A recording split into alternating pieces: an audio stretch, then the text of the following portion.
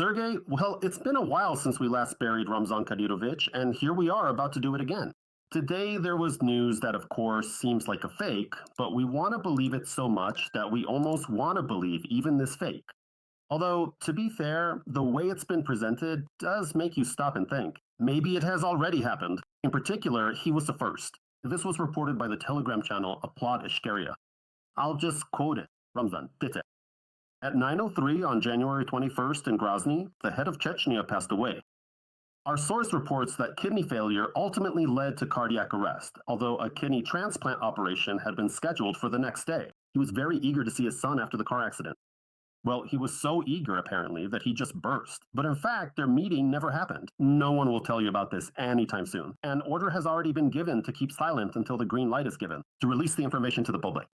They're deciding who will be the next head of Chechnya. It seems the Kadyrov family has no intention of giving up power. But we'll tell you more about that later. What do you think? Is this just another fake, or does it actually seem true? You know, for now, I am very skeptical about this information. Very skeptical. Because we must not forget that there is a war going on, not only on the front lines, a hot war, but we also have a war that is just as intense in the information space. And this really looks like an information psychological operation because the Kadyrov family is currently in a weak position, a very weakened situation, as a result of which, well, we know that Adam Kadyrov was actually in a car accident and is really in the hospital, somewhere. It's not known where, but he is in the hospital because they really can't show him. They're spreading some fakes using his old canned recordings. There's really nothing special, especially since a Kadyrov family plane was flying there as well. I mean, at the same time as the Emercom flying hospital. So both options are possible. By the way, there was this funny theory that Ramzan, or rather Adam, was deliberately put in an accident so they could then remove his kidney and transplant it to his father. So I even tried to incorporate a lighthearted joke about it during one of my recent professional interviews, and personally wrote a specific headline focused specifically on this particular topic. A kidney for Adam's father, for real. And there, they'll take Ramzan apart for spare parts. And in principle, of course, there's no smoke without fire. That is, it's obvious that they can't show Adam, and they can't show Ramzan either. I think, as you said, this is still an opposition Chechen channel, and that's why they're naturally launching a very aggressive information psychological operation. In order to overthrow Ramzan and to portray him as a weak person. But for now, this claim about Kadyrov's death still reminds us of Valery Dmitrievich Solovey and his story about Putin in the refrigerator. But what makes it more interesting is the information that supposedly it was covered up. And we all understand perfectly well that if this were to happen, if Kadyrov were to die one of these days, and maybe he really has already passed away, naturally his death would be concealed, just as they used to do back in the Soviet Union. I also remembered back at the beginning of our collaboration, you told a very interesting story about some Moscow bigwig. They hid the death of this Kremlin figure for almost a month. Do you remember? It wasn't a Moscow bigwig, it was Aliyev Senior. Aliyev Senior. They did not officially announce that he had passed away for a period of several months, or perhaps even longer than that. And when COVID started, when Zhirinovsky died, they also hid it for 3 weeks. They didn't say that Zhirinovsky had died. They kept it from the Russian Federation. It remains somewhat of a mystery why, because he really wasn't such a prominent or influential individual, although judging by the extraordinarily grand and expensive funeral they gave him, actually it's... By the way, I was really stunned by that lavish funeral. They held his farewell at the house of the Unyas. Stalin and Lenin were also farewelled there, in that same house of the Unions.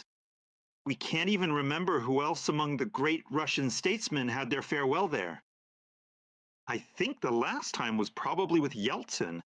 Then there was a funeral service for him at the Cathedral of Christ the Savior and the burial at the Novodevichy Cemetery. In other words, he was given a first-class funeral, really. Because formally, of course, he was the deputy chairman of the State Duma. So, in principle, by his position, he qualified for this.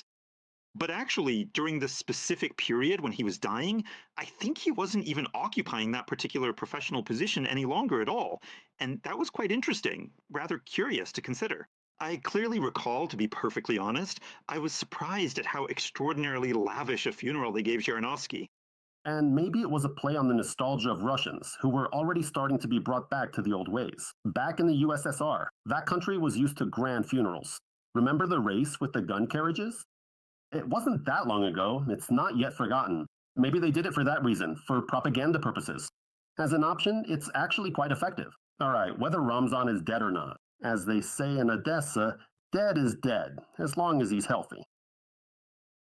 You can't deny the fact that he looks extremely unwell. Recently, when I came across the fact that he's 49 years old, I'd already forgotten. I was shocked because for 49, the man looks like a complete wreck. What do you think? Did he do this to himself? Did he bring himself to this fate? Or are there any traces of Novichok, for example, or Polonia?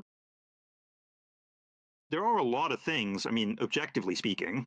Here, I absolutely agree with you. I've said the same thing myself. I had an interview where I actually compared him to Trump, who's 79. And look, they look about the same age. But Kadyrov, in fact, isn't even 50 yet. So in reality, he's a very young man. But even I, as I told someone, look at me, I'm not even 65 yet. I'm 64 years old. So I'm 15 years older. 15 years older than Kadyrov. But he looks like an old man who's 25 years older than me, with his beard and all that. He can barely walk, as we've discussed with you before. The latest videos that were shown, by the way, they weren't even full videos, just video fragments. We, as people who work in television, even have a term for this, microfragment, because it's literally just a second-long appearance. And not once in the past few months have we been shown a single video where he walks, where you can just watch him for a few minutes as he moves. Because his gait is absolutely that of an old man, an 80-year-old. He can barely move his legs, so that's clear. And mostly they show him where they claim he's walking for a couple of seconds or a second, and then he's already sitting, right? Well, at least for now, he can still sit, at least on these video cameras. So in reality, of course, there are real health problems. So, did you poison him or not? He could be poisoned. By the way, not only by the FSB, not only with Novichok, they could gather there and poison him as well. Because it's a small republic, and he's not the only one. The entire republic hates him, actually, except for his own clan. Because it's a clan-based tribal system there. And that's why the clan in power takes all the money for itself. Absolutely all of it, 100% of the money. And gives practically nothing to everyone else. That's why all the other clans hate him.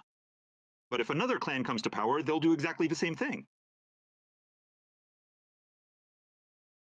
There is a distinct possibility that, you see, it somehow mysteriously transpired that both Kadyrovs entirely disappeared from our field of vision right after they publicly mocked Zelensky. And then they said that well, Zelensky mocked Kadyrov, saying that Donald Trump should have treated Kadyrov like Maduro. And so the elder Kadyrov lashed out in response. Well, how did he respond? A post on his Telegram channel. We don't really know if it was actually him or not, but at least it was written in a way that seemed like Ramzan. At least it matched his style. And then the younger one showed up with a video and said, yes, if my father tells me to, yes, if Putin orders it, I'll be in Kiev in a second and bring Zelensky straight to Chechnya. And suddenly the younger Kadyrov gets into a car accident. So could this also be the hand of Zyuganov and Malyuk? Oh, Zyuganov. Which Zyuganov? Budanov and Malyuk. It could be Budanov's swan song before he leaves his post. Is that what you're getting at? But I don't think the Ukrainian special services have arms that long yet. Although, of course, anything is possible. Rather, you and I both understand perfectly well that the go-ahead for these special operations, possible poisoning, and the actual car accident was most likely probably given by Putin. And here's another good question that comes up. And if not Putin, then who could have done this against his will? No, I actually don't suspect Putin at all. Because Kadyrov suits Putin, and Kadyrov has an agreement specifically with Putin. That's why Kadyrov will remain in power physically as long as he can, and as long as Putin is in power. And that's why I don't think Putin would have done anything here. It's not in his interest to remove Kadyrov. There are people around Putin, on one side or the other, meaning either mild critics, or even more extreme hardliners who basically see Kadyrov as not exactly a proper white Russian guy, and accordingly as not orthodox. And that is exactly why various influential figures like Dugin and Malafiev might view him as someone who systematically extracts up to $5 billion a year from the Russian people, as a result of the tribute that Putin pays to Chechnya from the state budget, as a result of the Russian Federation's defeat in the Chechen War.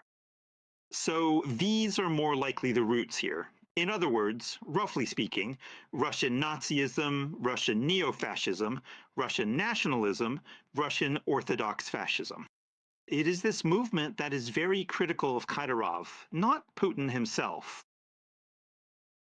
Kadyrov suits Putin just fine.